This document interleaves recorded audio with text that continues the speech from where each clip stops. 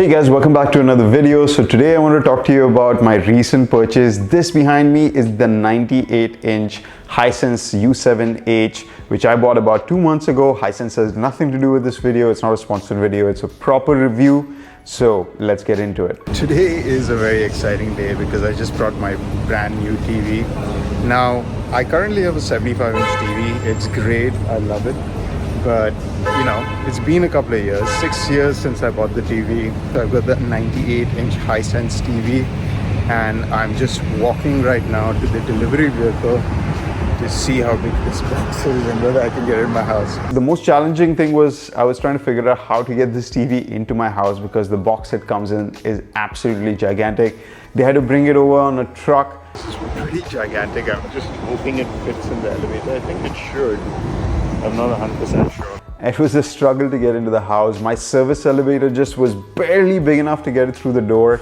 And then mounting and putting it up on the wall was also challenging. The TV actually has handles at the back of it so you can lift it. You need 2 people definitely for this installation. Don't even think about doing it yourself. But luckily all that was included in the price when I bought it.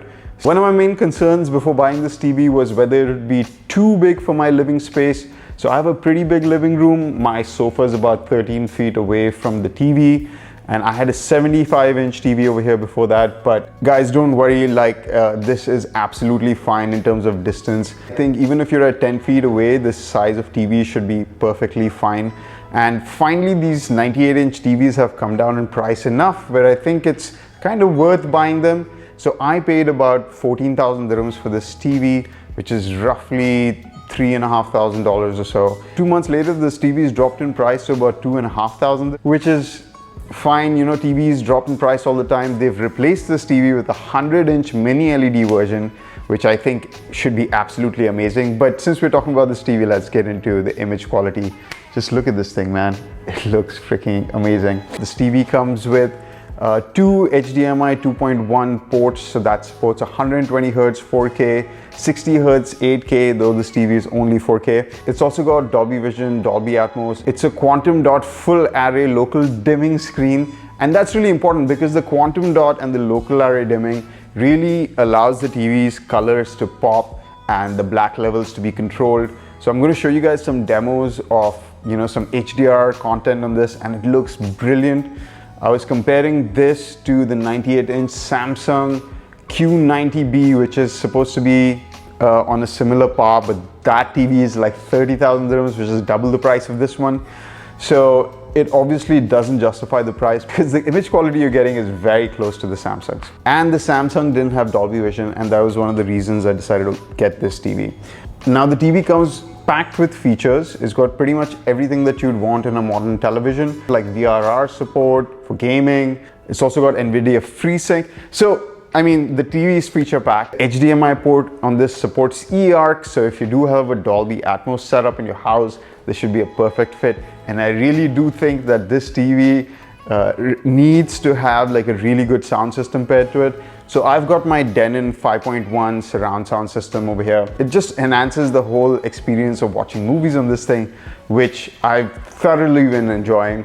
Like, I really don't feel like I need to go to the cinema to watch something anymore because this screen delivers that much performance and size and clarity that you really don't need to look anywhere else. If you guys have been following me for a while, you know I've reviewed a bunch of projectors on this channel, but nothing comes close to the image quality that you'd get from a television.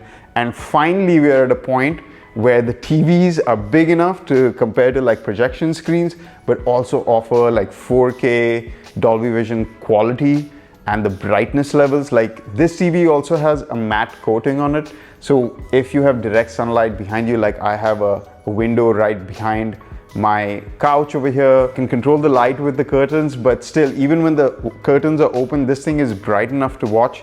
And it also has an anti-reflective coating, which really subdues any reflections on it, so the image quality is truly crisp and fantastic. So this is the remote that it comes with. It's pretty cool. It's got all these dedicated buttons on it as well.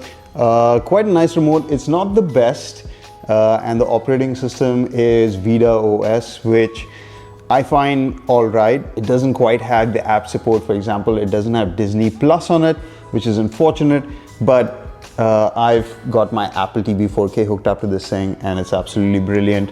Highly recommend the Apple TV 4K. There's a review for the Apple TV 4K up here. Now, if you are a gamer, this TV is one of the best TVs that I've used. I've been playing Spider-Man 2 on this thing in VRR mode at 40 frames a second with ray tracing on, with full HDR effects.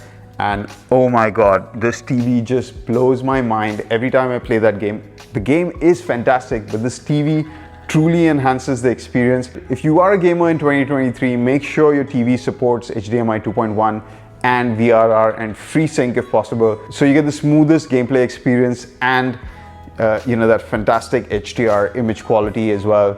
And you can support 4K up to 120 frames a second. And of course, I've connected my Apple TV to this, I've calibrated it, and the image quality is truly fantastic. I'm extremely happy with my purchase. I wish I had waited 2 months and got that nice 4,000 dirham discount. But this is the reality of TVs. It's probably going to come down in price in 6 to 7 months, any TV that you buy close to the beginning of the year. But anyway, I'm extremely happy with my purchase. I think it's been a massive upgrade. I would recommend all of you to go for a 98-inch TV if you have the space. Probably next year, these things are going to come down in price to around $2,500 to $3,000. And I think that's going to be the sweet spot for many people to upgrade to a 98-inch screen. Anyway guys, if you like this video, hit that like button, leave me a comment, subscribe to watch more videos like this, and I will see you guys in the next one. Bye.